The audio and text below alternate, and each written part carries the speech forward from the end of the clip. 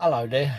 I'm just sitting around having a little break, but I would like to talk about another cult film that I really enjoyed. It's nothing special, and probably a lot of people might not have heard about it, but it was made in 1960. It's an old British matinee war film, you know, like you used to watch in the school holidays when he was off, which is when I first watched it. It was school holidays. I was off school and I just put the TV on, and there was this afternoon matinee on, and it was called Light Up the Sky. And I thought it was really good, but it doesn't really make much of an impression, I think, on many people, and most of the people I talk to have never heard of it. But it's a freebie on YouTube now. If you go on YouTube and you look up film Light Up the Sky, it will take you to it, a black and white matinee.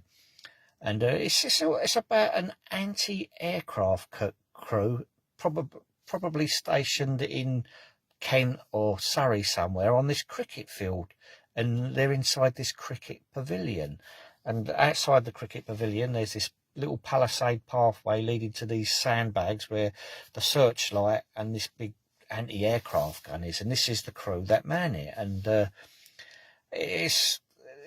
what makes the film is the camaraderie between all these I don't know whether you call them an anti-aircraft troop or crew. These men that man this gun, these soldiers that man this gun, there's this camaraderie between them. They're always having a pop and having a go at one another or ribbing one another, and it's really good. It's got this feel-good thing about it. And two of the men in it are brothers, which is Tommy Steele and Benny Hill. Benny Hill's part is played quite serious, and at the time when I was watching it, even though I think the Benny Hill show was on and I would have known who Benny Hill was, I don't think I realised that it was Benny Hill at the time of watching it. I knew who Tommy Steele was because he was always singing songs and things, and he was on the television quite a lot back then. And I can remember that I knew of Ian Carmichael by face because he was the officer that rode around on this motorbike. And this anti-aircraft gun emplacement was called Agincourt. And I think he went to other ones that were also named by different battle places and all of that. But anyway, he went there and he would check up on them, and he'd be, talking, and off he'd go. And you would see this crew as they got on, and they all had their little problems. Each individual had their little problems.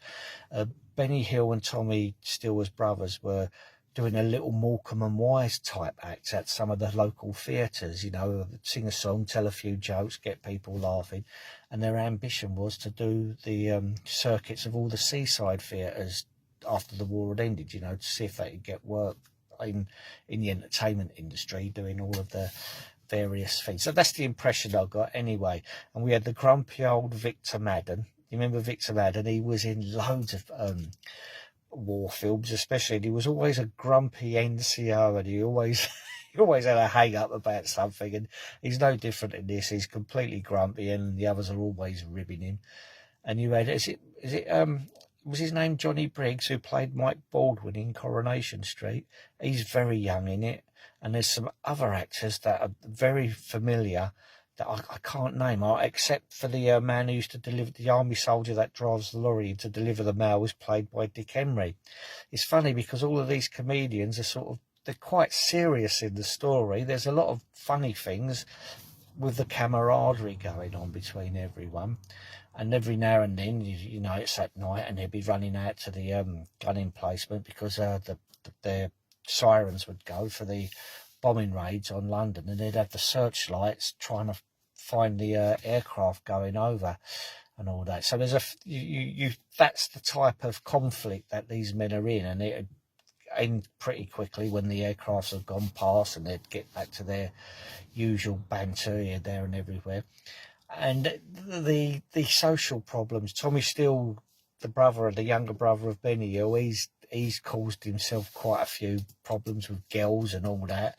So that's sort of prominent in it. And Johnny Briggs is the Mike Baldwin character of Coronation Street. He's a young lad, and he wants to go to Sheffield to try and see this young girl that he's got problems with.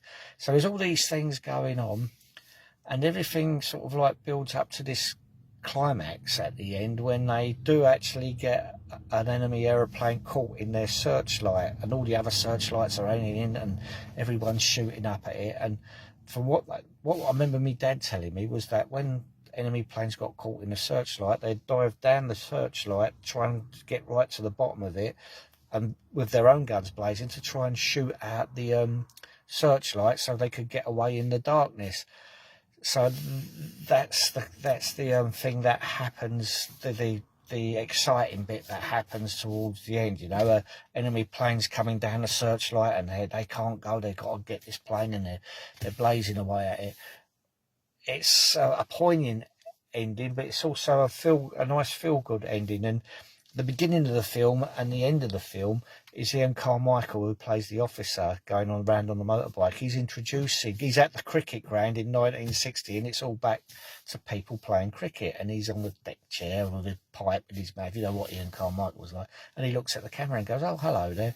And he starts telling this story about what the cricket pavilion was like when the anti-aircraft gunning crew was there during the war.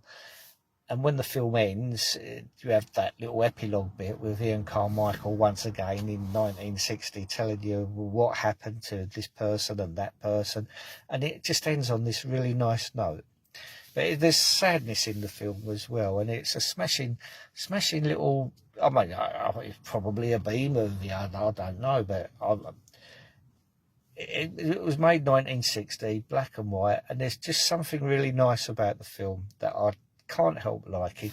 So it was put into one of my, because I've got my little cult collection, and I don't watch it very much. I might watch it about once every couple of years, if that. But there's certain stories where I think I always like when there's lots of dialogue in a story and you get really interested in the characters.